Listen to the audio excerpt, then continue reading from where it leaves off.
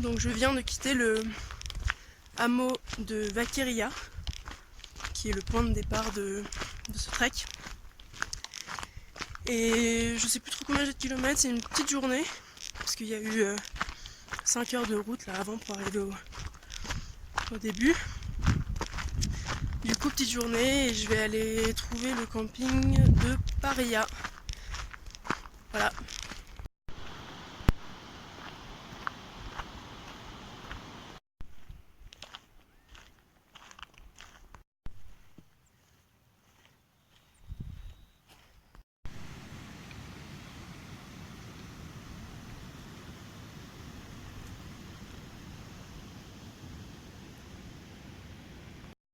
Voilà, je suis arrivée au camping Paria, qui est censé être le premier stop du trek.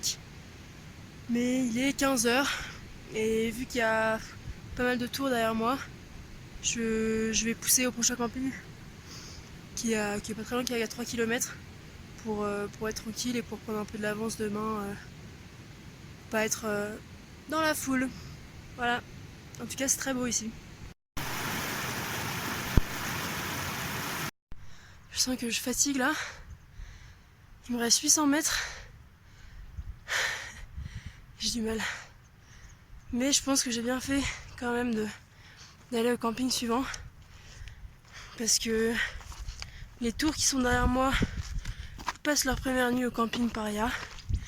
Et j'ai croisé des tours qui font le trek dans l'autre sens, qui passent leur dernière nuit au camping Paria également. Donc je pense que ça va être la guerre des tentes en bas là, ce soir. Ah bon, allez, dernier effort. Bon.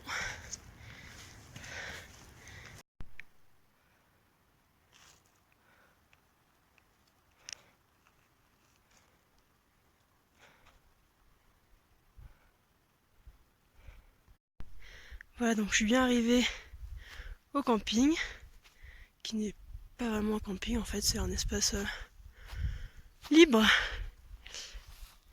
Voilà, c'est pas dégueu.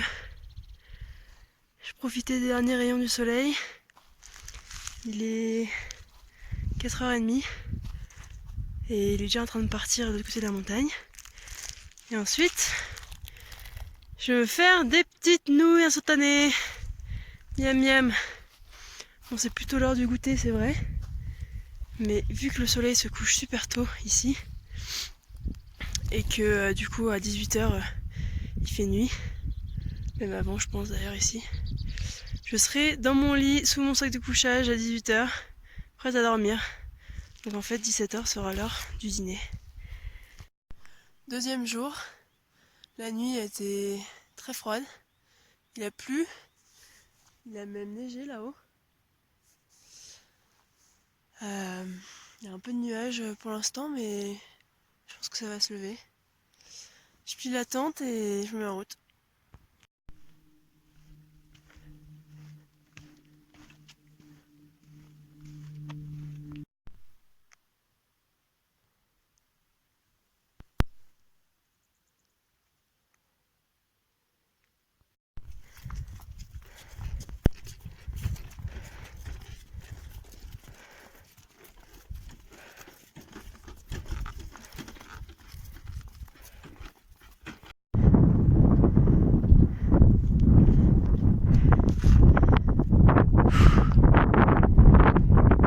Ça y est, on atteint le col.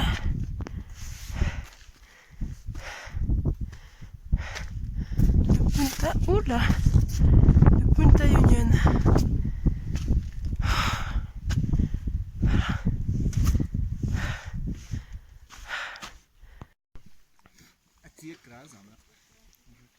Echt op.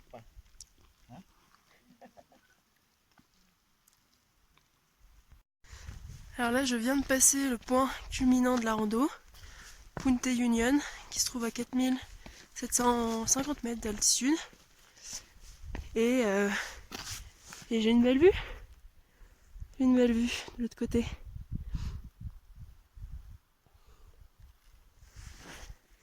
Voilà, c'est très beau. Je vais continuer. Je vais aller jusqu'au camping, il est 10h. Et puis de là, voir si j'aimerais bien aller au camping suivant, comme hier, pour avancer un petit peu et éviter les tours.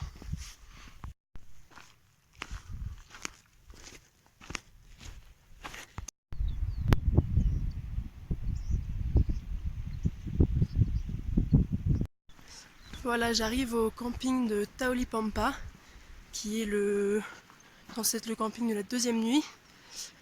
Mais il est midi, donc je vais manger un bout et continuer la route. Je vais essayer d'avancer en fait et de monter à une lagune. Peut-être dormir là-bas ce soir si j'arrive à temps.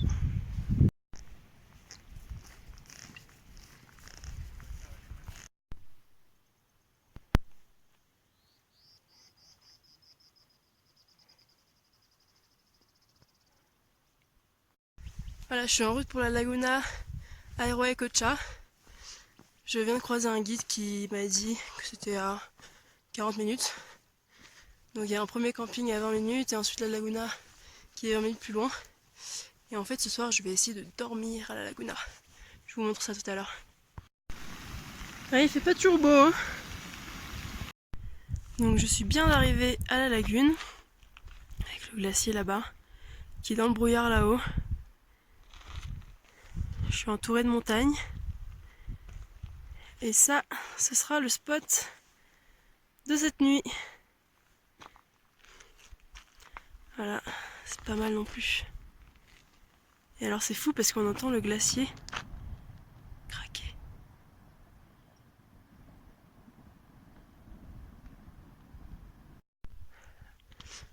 Troisième jour se lève. Je me réveille sur la Laguna Airoecocha. C'est plus dégagé qu'hier, il va faire beau aujourd'hui. Là c'est le mont Alpamayo. Et donc ça, c'est la vue que j'avais de ma tente au calme. Voilà, il a fait très froid cette nuit, il y a eu beaucoup de vent. J'ai eu peur que la bâche de ma tente s'envole et parte dans la lagune. Puisque vu que c'est que de la roche ici, je pouvais pas planter de sardines, donc j'avais mis des rochers. Et du coup pendant la nuit je vérifiais si j'étais encore là. Je me réveillais un peu en panique, j'essayais de regarder si je voyais les étoiles et si elle était partie ou pas. Donc voilà, en tout cas je me réveille avec une très belle vue. Le glacier c'est impressionnant parce qu'en journée il craque, mais pendant la nuit il gronde vraiment. On aurait dit du tonnerre. C'était assez fou. Et voilà, aujourd'hui ça va être une journée un petit peu tranquille. J'ai à peu près 10 km, mais c'est que de la descente normalement. Donc je vais prendre mon temps ici pour le petit déjeuner, pour autant profiter de la vue ici plutôt qu'au camping de ce soir. Voilà.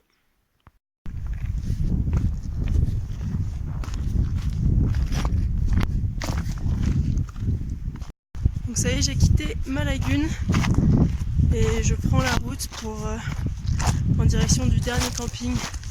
Ce soir je vais aller dormir dans le camping où je suis censée dormir. Il y aura tout le monde mais c'est pas grave. Je vais retrouver des Français que j'avais rencontrés le premier jour. Donc voilà, ça va être sympa. De toute façon, je peux pas aller trop plus loin parce que plus loin c'est la fin. Et donc je vais passer ma dernière nuit dans le parc avant de rentrer demain.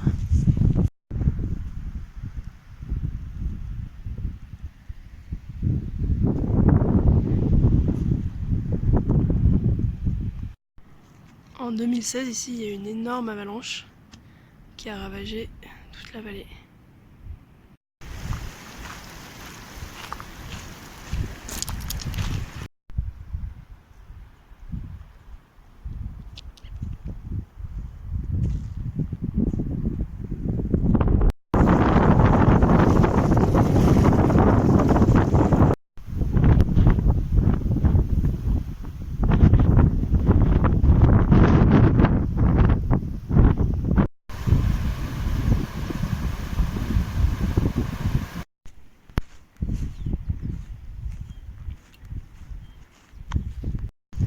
Donc je suis passée par le camping où je pensais m'arrêter, le camping habituel pour la dernière nuit, mais ça me plaisait pas, je trouve pas d'endroit, il y a trop de vent.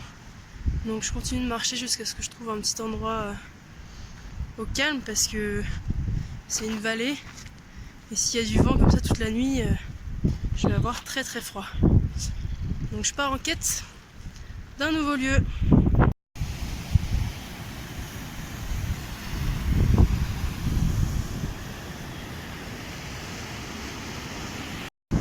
Bon, du coup, c'est ce que j'ai trouvé de mieux. Je suis protégée du vent par un gros rocher. Et bon, bah il y a une cascade qui fait un peu de bruit. Au mieux ça me berce, au pire je dors pas. On verra bien. Mais dernière nuit ici, et puis ensuite je retourne sur Huaraz demain matin.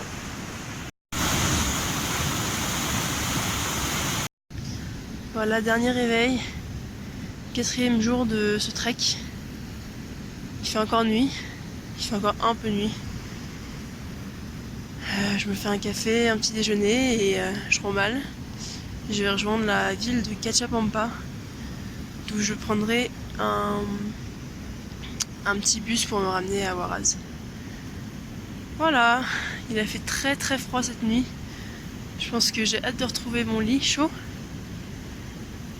Mais je vais profiter de ces derniers instants dans la montagne.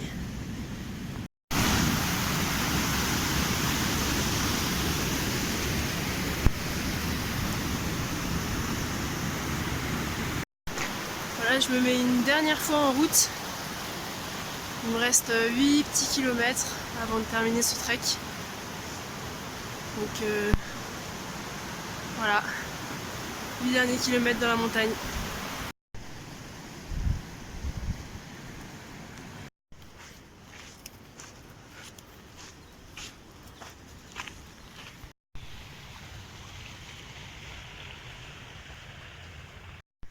Voilà, le trek se termine.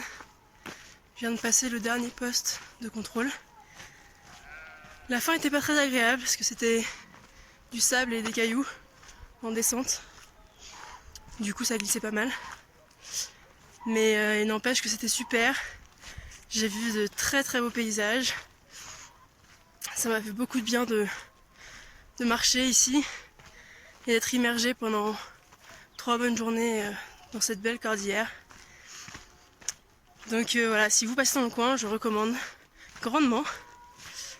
Maintenant je vais aller essayer de trouver un collectivo pour rentrer à Huaraz. Voilà!